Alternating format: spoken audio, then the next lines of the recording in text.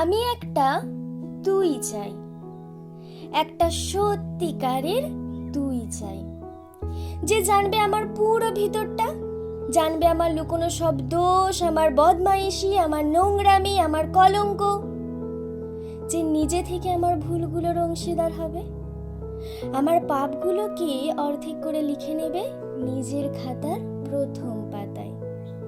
আমি এমন একটা তুই চাই যাকে আমি নির্দ্বিধায় উপহার দেব আমার সব অনিয়ম, আমার অপারগতা, আমার বদ অভ্যাস, আমার উচ্ছৃঙ্খলতা। আমি পিঠ চাপড়ে তার কাঁধে তুলে দেব আমার অসহায়ত্বের ঝুলি, আমার একাকিত্ব, আমার নিঃসঙ্গতার কষ্ট, আমার দুশ্চিন্তা, আমার হতাশা।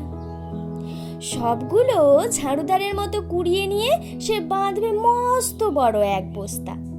তারপর কুলির মতো মাথায় করে বয়ে নিয়ে যাবে সেই সব অভিশাপ, আর হাসতে হাসতে বলবে, ভীষণ ভারী রে,